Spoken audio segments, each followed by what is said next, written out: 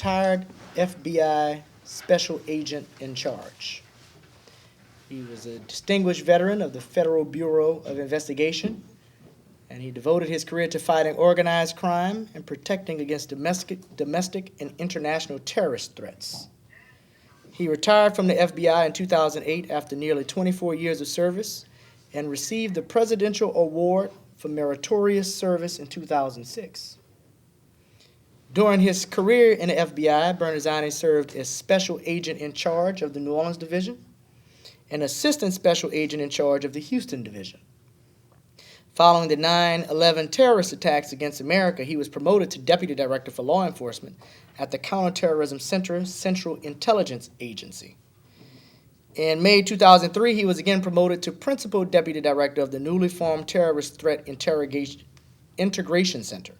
At the time of his appointment as Special Agent in charge of the New Orleans Division, Special Agent Bernazanni also served as Deputy Assistant Director for International Terrorism Investigations and Operations. Mr. Bernazanni is the president and co-founder of the Youth Rescue Initiative. This nonprofit organization is a comprehensive effort designed to help at-risk youth to create structured opportunities for positive growth. He's also a graduate of Harvard University.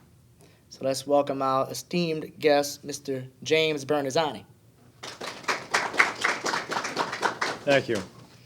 Okay, so first question first. Like I'm a big CSI fan. I don't know how many of y'all watch. Like, y'all know what CSI is? So I'm a big CSI and those types of movie. Like I was just watching one of the early James Bond movies today. Uh-huh. When you look at a movie, Yeah. and we see the FBI's role and the CIA's role in the movie. Uh-huh. One, is it difficult for you to watch? And two, is that the life, in a general sense, is that the life of a special agent, FBI agent? Is that what the experience is like? Well, first off, we don't solve cases between commercial breaks. We don't solve cases in an hour. The Unabomber, who was a lone wolf, it took us 15 years to find him. And we kept going. The Atlanta Olympic bomber, Eric Rudolph, took us 7 years to get him. Sometimes we get lucky. Sometimes we're good. Sometimes we're both. And that's what you see on TV and the news with quick resolutions to cases. But don't think it's like television or the movies. It's not glamorous, believe me. It's hard work, but it's not always dangerous. It can be.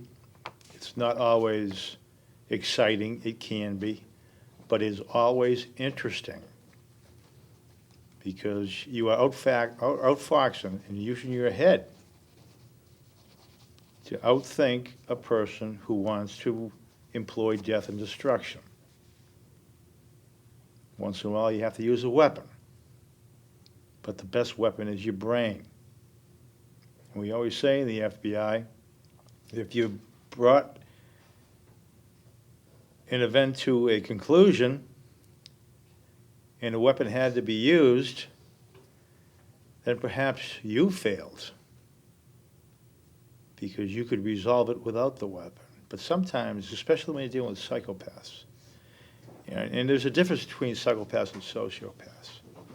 Sociopaths are individuals who can change, but they were brought up in an environment that developed their mindset and their understanding of the social contract, how to deal with one another, especially as it relates to conflict resolution. A psychopath is genetic. You can't change that person. You shackle them or you kill them. You can't reason with them. A sociopath you can reason with. A psychopath you can't. So when I say if we have to engage in gunfire, and 85% of all FBI gunfights are within 15 feet of each other. Me to you. 15 feet. In the handguns. We're the best in the world with a handgun. The military's one of the best in the world with rifles. But we're the best in the world with close quarter combat, handguns. But when we have to get to that point, when we do what's known as a hot wash, an after action report, we ask the question, did we fail somewhere? We take a hard look at it. We look at it, it's like a case study at Harvard, it's the same thing. And we learn from, if there were mistakes, we learn from those. And if there weren't, then perhaps the person we were dealing with was that psychopath, the person you can't change. Let's go back to Harvard University. What was your major and what was your time like at Harvard? I am the most unlikely FBI agent in God's creation. I was a professional ice hockey player. I was a school teacher, and I was teaching in the American school in Mexico City, called Ibericano. And I liked it. This is 35 years ago. And I was going through a devouring economy, and I had not only a teaching role and a coaching role, but I also had an administrative role. I was pretty good with numbers, balancing the books. And I did pretty well at it. And so I decided I wanted to run an American school overseas. And I applied. The only school I applied to was Harvard University's Graduate School of Education. And much to my surprise, I get in. So I'm going to school there because I want to run an American school overseas. That's what I want to do. It's a neat job.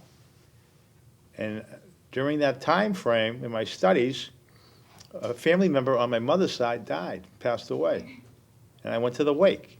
And on the other side of the family was an FBI agent who worked Italian organized crime, the mafia. And he says, what are you going to do when you graduate school? I says, I don't know, Eddie. Look for a job like anybody else. He says, why don't you try the FBI? It's tough to get into. There's only 12,000 agents in the world.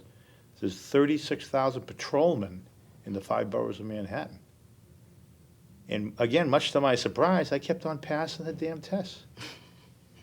And I graduated Harvard June 7th, looked at my degree, my mother framed it, and 11 days later I was at Quantico, Virginia in the Marine base at the FBI Academy. I had never fired a gun in my life. Never. Went in there, looked at the operation, looked at what they were doing, understood the fundamental reason why we raise our right hand and swear an allegiance. It's not to the United States.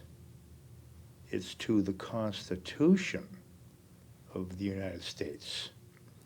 And if you understand that, or if you don't, read Jefferson, that when the nation state diverts away from the values and the principles of the Bill of Rights and the following amendments, it is the duty and the right of the people to change. And the FBI's fundamental mission is to uphold the Constitution of the United States. That's how I get in. I did 24 years, and I can honestly say in 24 years, I never ever woken up in the morning and not wanted to go to work, whether it was in New Orleans or Washington or the jungles of the Congo, Southeast Asia, Argentina, Golan Heights, Western Europe, Canada, Mexico, all over the place. It was, again, a very, very interesting job. If some of our students wanted to join the Federal Bureau of Investigation, how does one go about joining?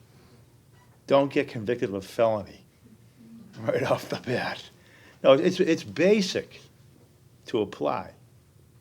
Probably 5 things as a baseline.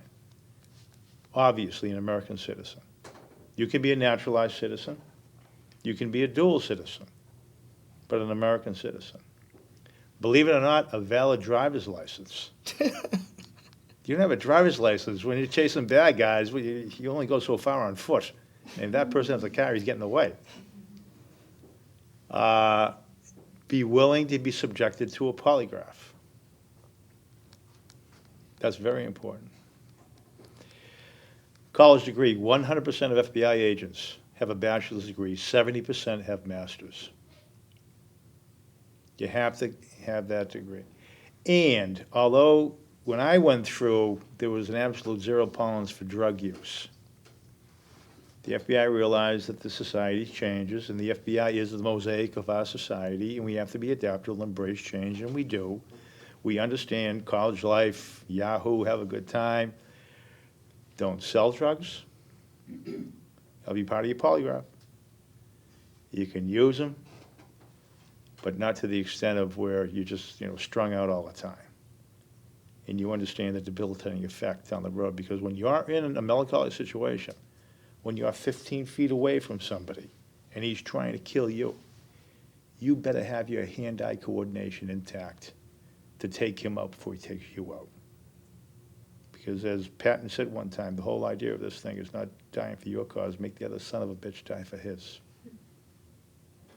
And it's really life and death. So, what type of professions does the FBI look for? If you majored in anything in college, could you? A college Apply? degree, again, bachelor's degree, minimum, with 3 years professional experience, master's degree with 2 years professional experience. Everybody thinks, oh, the old days in the Bureau was accounting and lawyers. We found out that, when you work in the streets, accounting and lawyers are brains with the numbers and the words, but they've never been punched in the face. So the FBI expanded to more reflect the social fabric of this country. I'm a hockey player and a school teacher, and I'm also a carpenter. I'm not a lawyer, thank Christ. But I'll give you an example. In my class, sitting next to me, believe it or not, from Juilliard, a dance choreographer. We have to go undercover into Broadway because they're stealing from the people. You're going to send me in and talk to these people, and they're going to think like undercover, I'm talking undercover? And the first 3 words out of my mouth, they don't know, this guy doesn't know what he's talking about. But you send in somebody who has that vocation already, that experience, the dance choreographer. She'd go in and do it. We had insurance actuary, a couple fighter pilots, a couple school teachers, a couple pro athletes, a couple dentists, one doctor, a couple cops, not a lot. We really don't hire former police because we don't want to break bad habits that we want. Same with shooting. The best raw meat in the FBI at Quantico is a guy who's never shot a gun, because you got to shoot the Bureau away. And so if you have all these bad habits, then they're going to break them. But that's not to say that we do bring them in. So it's a mosaic. It's just not. So the bottom line is, when I say those 5 basic things, those are the 5 basic things. A bachelor's degree, no felony conviction, U.S. citizen, driver's license, willing to be polygraphed. And the polygraph, by the way, is not lifestyle. You can be gay. We have gay agents. I don't care. We have white, black, Asian, Hispanic. I don't care. Male, female, I don't care. If you can shoot straight and follow orders, you're with me. And that's the way it is. It's the real life. But the polygraph is about, and the Cubans kicked our ass in this during the drug wars of the 80s. Miami Vice and all that, the heat is on. Remember that? I don't know how old are these kids? They don't remember the 80s. Okay. Well, years ago, when we were fighting the Colombians, we were hurting for Spanish linguists. And so what the Cuban DGI did, which is their CIA, they'd send all these young bilingual kids to the United States, get assimilated in the country, grow up, still have an allegiance to the Cuban DGI, and get in the FBI because they have their language capability. That's another one. A linguist is really big. I don't think we have any Pashto speakers here, but still, right now. And so when we realized that the DGI had penetrated the FBI, because the whole idea was these guys were going to lay low, get in the Bureau, get assigned to Chicago or San Fran or do whatever, but at the appropriate time down the road, they'd be contacted by DGI. Okay, it's time to work for us now. And we learned hard. We learned quick, but we learned hard. And that brought on the polygraph. So the polygraph, again, is not about lifestyle. It is about, did somebody else, whether it's a hostile intelligence service, organized crime, violent street gangs, a drug cartel, put you up to join the FBI. That's what your polygraph's about. Nothing else. What happened with that scenario? Did those folks actually get it? Did they They get in? penetrate the FBI? Yeah. What's that? How'd y'all find out? There were a defector out of Havana, a colonel. These were kids when they were sent from Cuba? Yeah, in with their How families. did somebody assimilate into the US and grow up and still want to be have their allegiance to? Because they had parents. Still there? No. In this country. The parents were also DGI. Kept them straight. That is the same thing that happened with the Russians back during the Cold War, isn't it? That's true. Yeah. But the Russians weren't as good because the Russians had too many defectors. That's the one thing. The biggest thing the Russians wanted to do, believe it or not, when I say Russians, I mean the Soviet era, the Soviets, was that they wanted their children to go to university in the United States. And that was the big carrot at the end of the stick for our recruitment. It wasn't paying them off. It wasn't putting them up in a nice chateau or something. Can you get our kids in the States and go to the university system here? And that is so telling about a society when the elders recognized, because we hope everybody values youth, except what we're dealing with right now with ISIS and all that right now, is that when they don't swear, they're willing to sacrifice their allegiance so their children would have a better life. And that better life for them was the university system of the United States. It was a huge recruiting tool for us. But with DGI, it was totally different. DGI, old school Latin, keep things in the family, like the Italians. Same thing. And I'm Italian, so I can say what I want to say about that. What's your thoughts on crime in our area right now?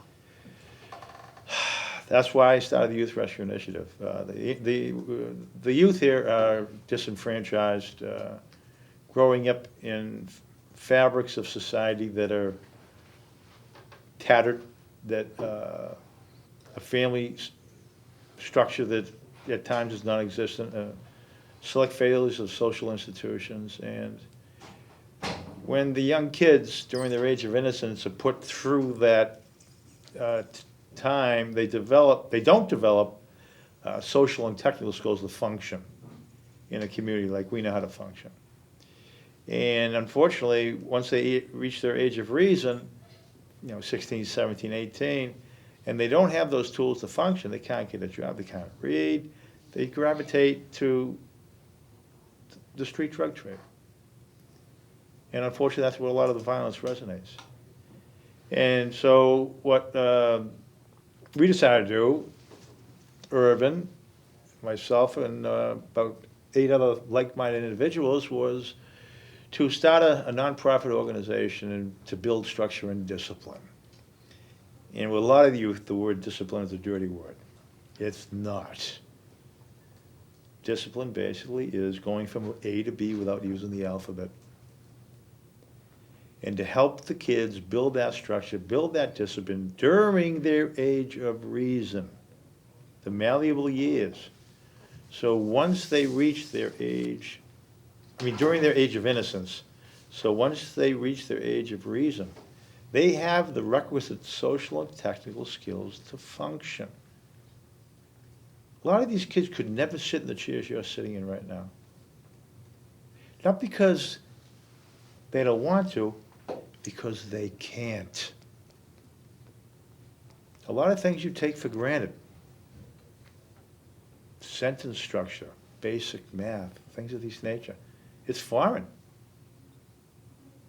And so what we're trying to do through a series of initiatives that we have with the Youth Rescue Initiative is try to instill those skills. And to date, we've touched about 75,000 kids in the greater New Orleans area. And I retired on a Friday in 2008 of May, and I started the YRI on the following Monday out of a Jansport briefcase. And we're doing pretty good right now. What gave you the thought, after a quarter of a century of carrying a gun around and being in the FBI? Many people, myself included, were shocked when you said, that day after your retirement, and by the way, I'm going to start a program for kids. I think everybody a good percentage of the town was shocked. Not anymore, but maybe you could explain to class what was going on that you saw towards your years there, but especially towards the end of your time that made you say, okay, I'm going to retire as the division leader here, and I'm going to invest in our youth by creating a nonprofit organization.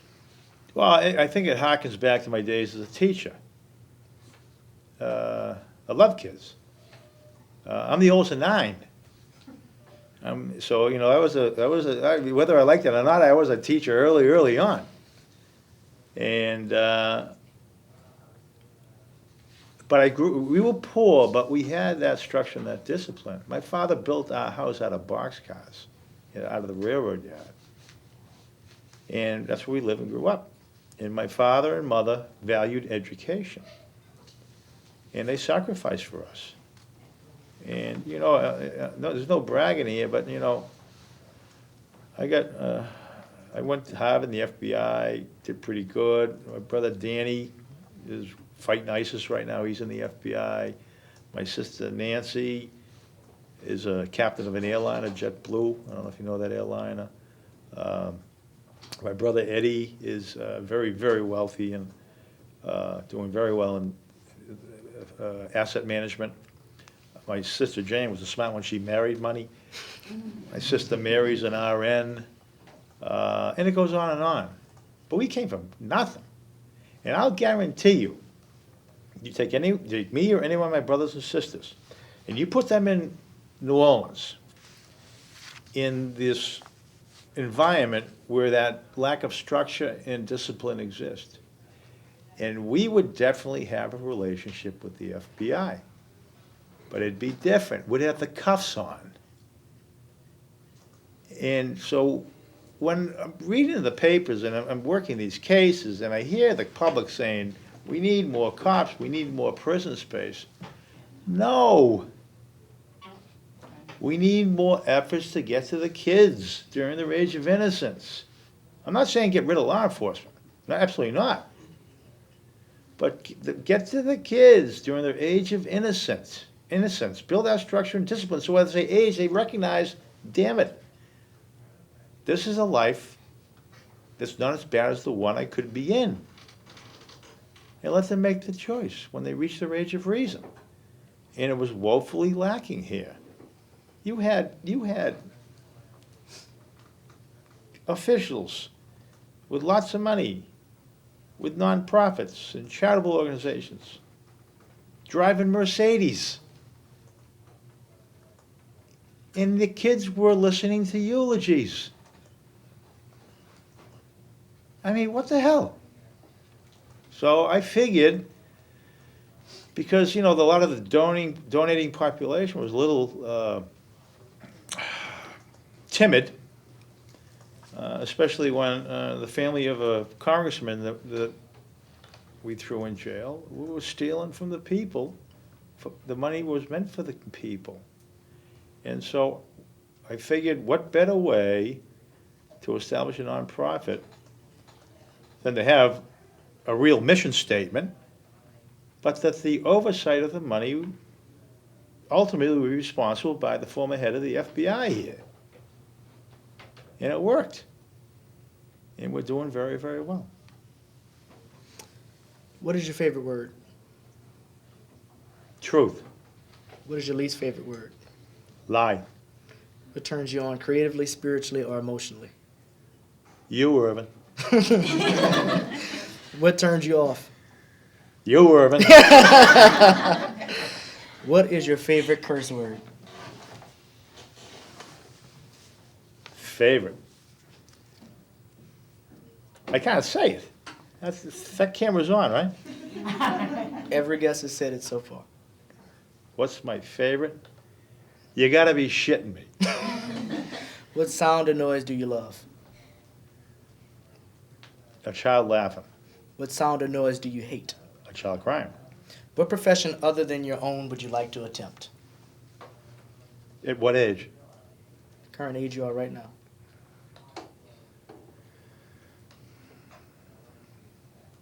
Professor. What profession would you like not to do? Salesman. If heaven exists, what would you like to hear God say when you arrive at the pearly gates? Where the hell you been? All right, so let's open up questions for our students here. Who's first for Mr. Bernazanni? It's gonna be an early day, huh? Yep. Why did you come to New Orleans? Excuse me? Why did you come to New Orleans? Why did I come? 1984. Right out of Quantico, the way the FBI works is they don't send you back home to avoid cronyism. You're an agent. When I get out of the academy, they send you to places that no way you're going to fit in, and you got to learn. There's a kid out of Tampa, big boat guy, you know, with the dark siders and the green pants and the stretch belt with the whales on them. They sent him to Coeur d'Alene, Idaho. Kid out of Manhattan, Brooks Brothers suit, really slick, Odessa, Texas. Ice hockey player out of Boston, New Orleans, Louisiana, where the only ice down here is in drinks. So I was an agent here from 1984 to 1990. And I went off and did my counterterrorism stuff. And after the 9/11, after the terrorism wars, I was supposed to be gone for 90 days. I have a family. And I was gone 43 months. So I was getting ready to retire. And the top job in New Orleans opened up, which has the responsibility for all the state of Louisiana. And so I thought, I talked to the wife, and I said, wouldn't it be neat if I could go back to New Orleans, where I was the peon agent 20-something years ago, and be the top guy and leave like that? And I got again, much to my surprise, I got the job. But I've noticed down here in Louisiana, it's like Boston, too. European, strong culture, on the water, and tough as nails, resilient people. And when you look at, I was in my building right over here. That's the FBI building, by the way, a 4-story red brick building over there for New Orleans. And I was in it when it went down during Katrina. And so I witnessed a lot of leadership and a lot of lack of leadership. But what I witnessed in the people of New Orleans is a resilience that I've only seen in Boston. You know, Boston started the revolution, that's our history and that whole thing, and it's the only place the British had to evacuate because they were tough as nails. It's the same thing down here. It's the same type of people. And plus, I married a girl from here. So if I say, let's go back to Boston, she says, yeah, you're going by yourself. But I love it down here. I have a great time. When I first came down here, I'm a lobster guy. I'd never seen a crawfish in my life. I come down here, and that's when Copeland's had just started. That restaurant Copeland's had just started. And I went in there, and first time introduced to this is October 1984, introduced to these things about this big. What the hell are these things? And it looks like a lobster. I'm looking at him, I said, what do you do with them? He said, you eat them. I said, there's nothing to them. So I started peeling them off and learned the whole ritual there. I love them now. I really do. Another thing down here, I got on New Orleans. What the hell is making groceries? For God's sake, I go shopping. Oh, I mean, it's very colorful, it's vibrant, it's alive, and just like the FBI, it's always interesting, it always changes. Next question. Yes, ma'am. Going back to what you sort of started off talking about, when the way the FBI teaches you to shoot. Yeah. And the fact that the FBI is based on handguns and the close No, proximity. what we carry submachine guns, and we have shotguns and long rifles, but primarily every day, day in, day out, you have something on your hip. Okay, I asked that because to make this really, to bring this to today's time, what just went on in St. Louis with the knife? You know, I've always heard you don't bring a knife to a gunfight. Yeah. You typically don't really, it doesn't seem like you should need a gun for a single knife fight. You been in one? Never. Okay. So I guess that's kind of my question. Yeah, or How you real certainly cannot is that? anticipate the type of weapon you're going to encounter. You No. know, a knife is a knife is a knife. And if you've been involved in knife fights, and you see the end result, it's much more graphic than a bullet wound.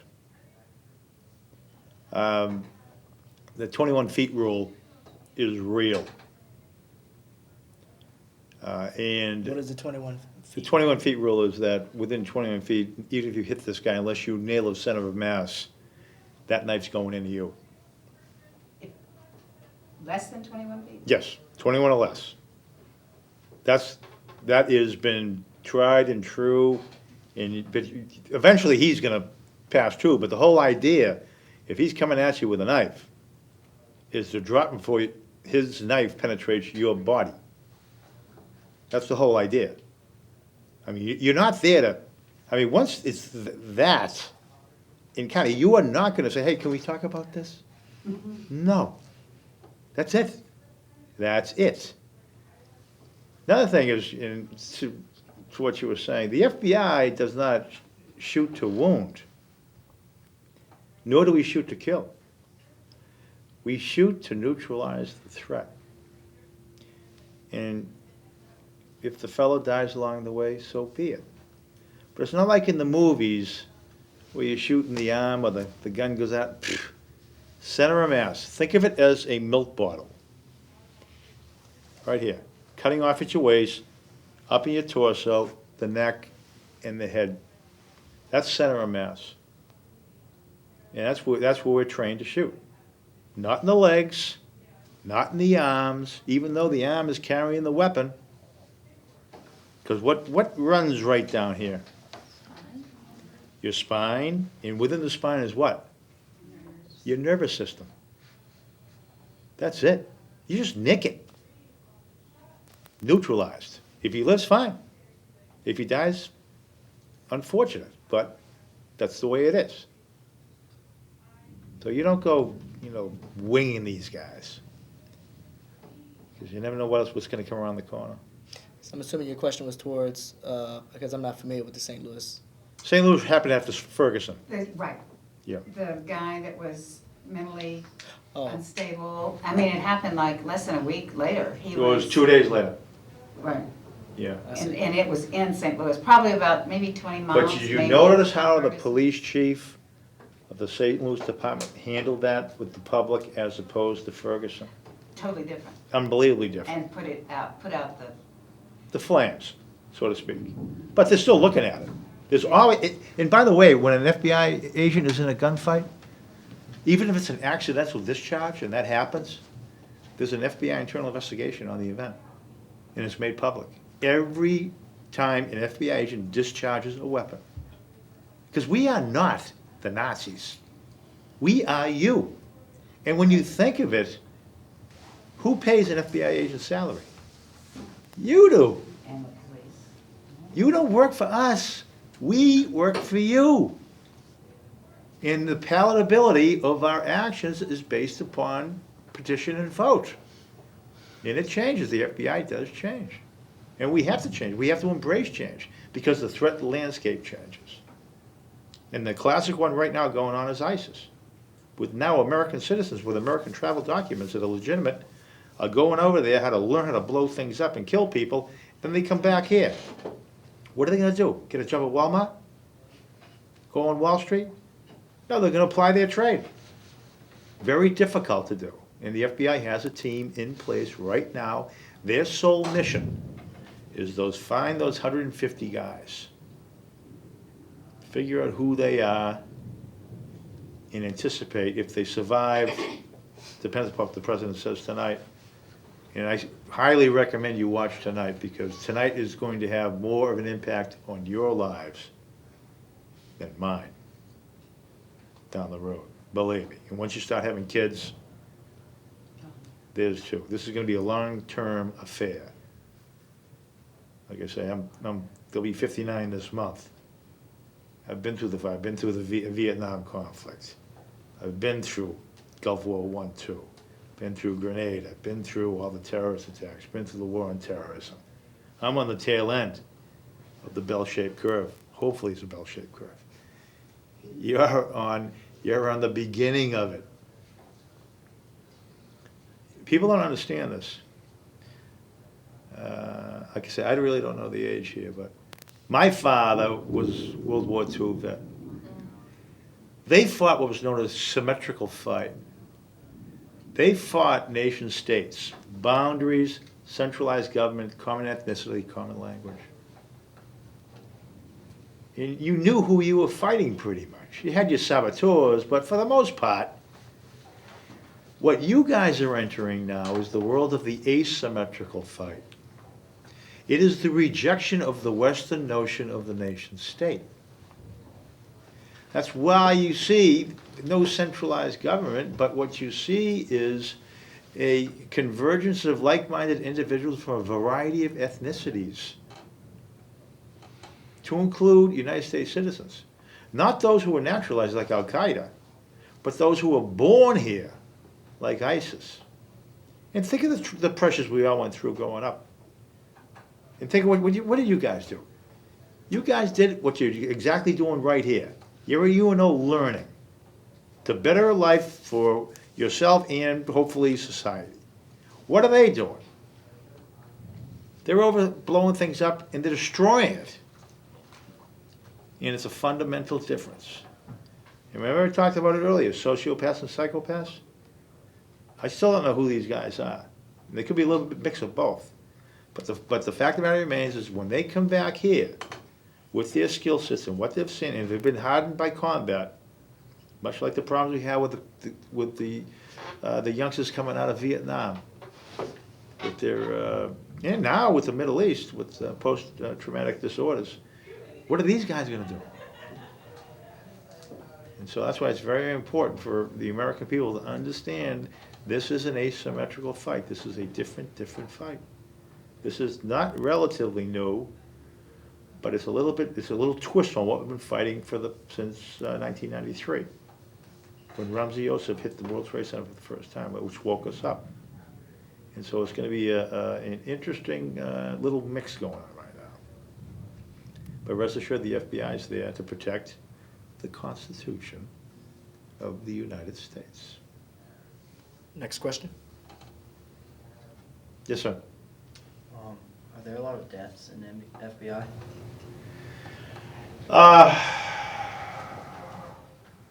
Well, one's too many. I know what you're saying. We like to think that we're pretty good at what we do. But yes, agents do die. A lot. I don't know what you mean by that, but I've had personal friends who are agents who've been killed in the line of duty. Another problem we have, and has been addressed, during the middle of my career, we had a lot of agent suicides.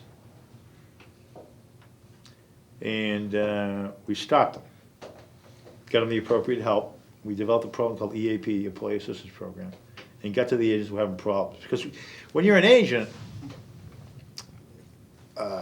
you see things that are absolutely horrific. I mean, how can a human being do this to another human being? And it can be everything from knocking a nail ladder out of the sky to a serial killer, and everything in between. I mean, from the violent side. Then you have the passive, you have the corrupt public officials, you have the financial shenanigans, the Ponzi schemes. And so you get all of that, and some agents, and we have a pretty good regimentation relative to psychological ability to absorb, but sometimes a couple fall through the cracks. And we went through a spate. I mean, we went through like 6 months, and this is a lot. 7 agents kill themselves. I mean, just, they're family men. They got kids at home, whole 9 yards. Boom. Agents don't randomly kill anyone else. It's either the bad guy or themselves. And it was unfortunate, but we got in front of it.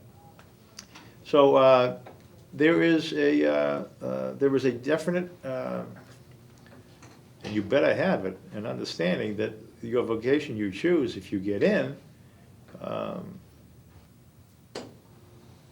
there are certain situations that may result in you being put in harm's way, and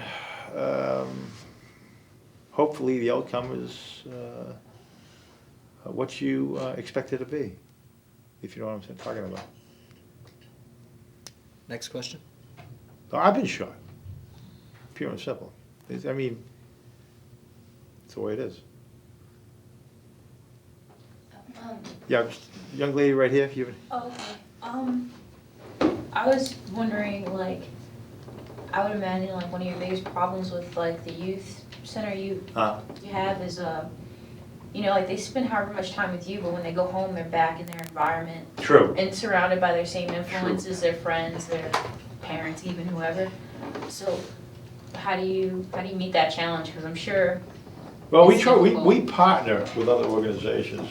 We don't deal a lot with family mentoring. Other organizations do. Because, in fact, Irvin and I had this talk probably about 2.5 years ago. And we had a relative success that we were becoming a mile wide and an inch deep. And we decided, he and I having a cup of coffee, and say, where do we focus when we go literacy? You remember that? And it became down to basically, like me, Irvin, the old guys, reading with books, but computer literacy too. So that's what we do other things, but that's where we focus now. But you are correct. You know, if we touch these kids and they go back to that same environment, how do you touch them again? Right. Okay, you ought to think about that vocation, by the way. And, but there are other organizations that have that skill set in that area. And like I say, we had to draw back because we were becoming, I mean, what the hell are we doing? So we had to come back and re-engineer, basically, to focus. But there are other organizations, and then what we found is the force multiplier is the relationship with the other organization that has a skill set, which is what you're talking about, the family. Very astute observation. Next question. Yes, sir. For a long time, my dad's half of the family. One of them's in the FBI, the other one's Who's that? it's my uncle. What's his name? Rick Cruz. He lives in DC. He's lived there. How old is he? Is he my age? Should be about probably nearing 60 now. Probably 58. C-R-U-Z? Series, Ricardo Cruz. Ricardo Cruz. Yeah. He was an agent in DC or was he a headquarters guy? Pretty sure it was an agent. A street agent, I mean, because Yeah. both headquarters. Headquarters is a little more like the national program managers, and the Washington field office is the guys on the streets with the bank robbers. He worked in DC, I know that much. He lived in Maryland and traveled to DC to work. Rick Cruz, okay. Yeah. And then his daughter's Homeland Security, IRS. Like, there's a long history of that. And then the other side of my family is like all corporate. One's a VP on Wall Street. One's a director of a hospital. Basically, I want to know. I have, like, right now, I'm trying to get an accounting degree and like really go into forensic accounting. And Really? I wanted to go into the FBI as well because they've always just been pressuring me that way, and the other half is like pressuring me to another thing. I figured accounting. How old are you? would swing either way. I'm 19. Huh? 19. That's it? Oh, for goodness sakes. Listen, this is what you do. And I think, if that camera will get shut off, I'd appreciate it. But put yourself in a position to say that. The way you do it is continue with your studies, and the mistake a lot of people make if they really want to be an FBI agent is they put all their eggs in one basket. The average age coming into the FBI is 32 years old. Oh, wow. They're all second career people, because we want people to have those real life work and life experiences during their 20s. So you're 19, when do you graduate? When do you think? 17. By 23? Yeah, probably 23, 22. All right, you plenty of time. What you do is keep your nose clean, do all the things I said relative to the 5 basics. Don't go solid drugs or anything like that. Don't get convicted of a felony. You can be arrested for one, by the way. You can't be convicted. So get a good lawyer. No, kidding.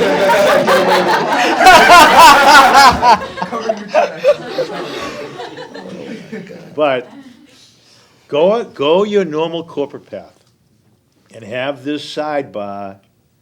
See, I lucked out. I get lucked out. I get recruited out of Wake. But you have this sidebar, and if you get the job, if you don't get it, you still have your corporate career going. The mistake people make is that they just only have this track here, and they get nothing, and they become 32 years. The latest you can get is 37. And all of a sudden, at 34, 35, they realize, I'm not going to get this job. Then they're going to start the corporate track at 35 years old, when you could have started at 24. And you get 11 years under your belt, or 9 years under your belt. So what you want to do is get them both going and keep this alive, do well in corporate, go through the application process, and continue to contact what's known as the applicant recruiter in each field office. There's 56 field offices in the country. There's one right over there. And just, drop them a note. This is what I'm doing. Just want to let you know how I'm doing in corporate America. Still interested, bada bing, bada bang. And then, eventually see how it goes. But if you're interested and you're going to be a forensic analysis, you're a lot smarter than me. We need those guys, because if you look at from terrorists to organized crime to Wall Street, it's all numbers. It's all numbers. I'm the guy, with the kicking down the door, but you'd be the guy with the numbers, the brains. We need those guys, big time. So if you're serious about it, then like I said, dual track. Don't just do one. Next question. There are a few questions over here that I think we didn't get a chance to get to them, all right? On your youth program, what kids do you target? How do you get them in the program? We don't own anything by design. What we do is we interface with pre-existing programs, usually with schools, and we establish partnerships. We're partnerships with the Library Foundation. We partner with Loyola University. We partner with select charter schools around town. We don't build anything by ourselves yet. We got one thing coming down the pike that we're going to try. But it's the intent right now of the Youth Rescue Initiative is not to own it, but to build it and hand it off. And so what we build and hand off will benefit the kids already in that program, as opposed to trying to draw them away. There's too many programs that, I hate to say in competition, but In existence. yeah, a little bit. It's a little bit of a mile wide and inch deep. And so, like I say, we're focused. We have 2 definite pipelines that we're dealing with right now in literacy, both computers and books. And where we can help there, we just build programs and just give them to pre-existing reading of computer programs. And the kids are already there. I think we're all done. I think we tapped them out. I think we can do one more. Last question for. Why hasn't somebody said, is the FBI really the ogre that they're so bad that we're afraid of or anything like that? The what? Are we the ogre? Meaning, I usually get a question about, are they tapping people's phones? Are they Yeah. following you? Are they checking you your really big text brother? messages? well, you see that microphone right there? Right here. All right, so who's No, got the we who's got don't. the last question? That's a Seattle. All right, so what are your thoughts of the NSA and how they're like, I will address that question. like by tapping all our phones, like and whatnot? They don't. Computers. I don't. All right. Okay. I always get this question. I get it also from, why, and people take it like a badge of honor that the FBI is looking at me or the NSA is looking at me. I says, we've got Osama bin Laden, John Gotti, all these bad guys, And we're gonna waste our time on your sorry ass? I mean, for goodness, it's a function of numbers. We don't do that. What's going on, and you're going to see, in your young lives, you're gonna see the damage that this guy Snowden did, because ISIS, and I'm telling you, watch out for this group ISIS. ISIS may be diabolical, but they are not stupid. Machiavellian. What is this whole ISIS group? What is this? What's that? Islamic State of Israel and Islam- State of, Israel, Syria. isn't Israel? The Islamic State of Iraq and Syria, or it's called ISIL sometimes, the Islamic State of the Levant. And the Levant basically is a geographic area of the Eastern Mediterranean. Same thing. And you'll hear, the president calls it ISIL, CNN calls it ISIS. This is what the president is addressing. Yeah. In Watch his this thing tonight, news I'm conference telling you. today. Yeah. It's- These are ruthless. You gotten know, very with the beheadings, what they're doing now, they're letting the kids run around like Halloween baskets with the heads. I mean, they're brutal. And like I say, there's about $1.50 150 US over there. But to get back to your point, the NSA does not listen. What they do is they'll get on a telephone number in Western Europe that has come up in an investigation of a previous terrorist act. Okay? They'll focus on that number and watch call patterns, which is known as chaining. But chaining can be very, very dangerous. And from that number, if that telephone number was involved in a terrorist action previously, and then subsequently calls a number in St. Louis, I think the authorities might want to know who the hell that number in St. Louis is and why was that number called. The problem that resulted was, once they focused on that number in St. Louis, then the number from St. Louis went out to Spokane, which had nothing to do with anything. It was a pizza delivery guy. And because if you use chaining, it's so dangerous. I've been quoted in the press with this. If you use chaining, it can be so dangerous. You can eventually chain Osama bin Laden to me.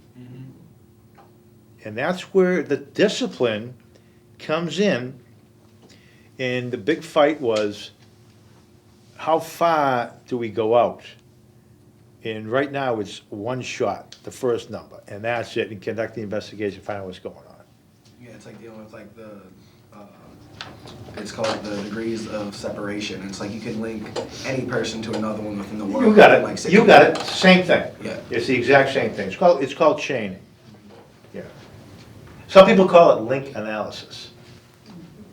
But, it's very, very dangerous. But after 9/11, we were clearly on a defensive. We lost 3,000 Americans on U.S. soil in one shot. Try to think when that happened last time. I think it was called the Civil War. It wasn't going to happen again.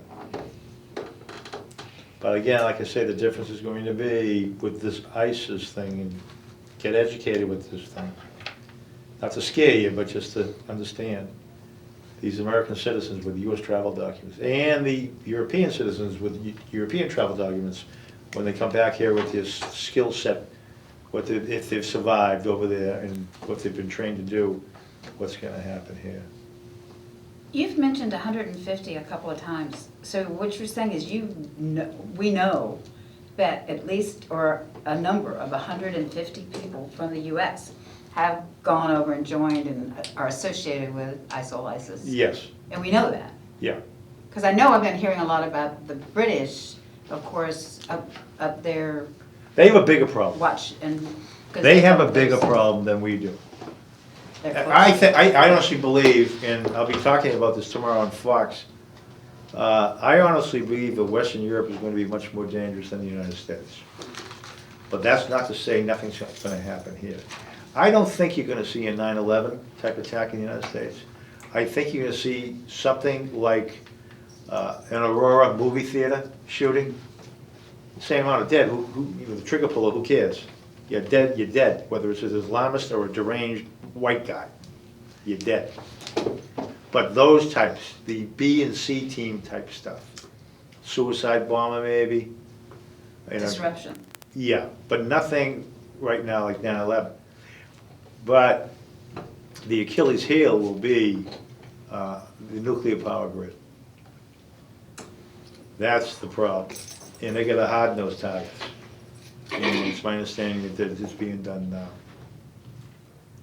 But we'll win, don't worry about it. You know why? United States Constitution. Remember that. It's a piece of parchment, but it's stronger than any one of us. Let's thank our guest, Mr. Bernazanni. Amen. I'll see you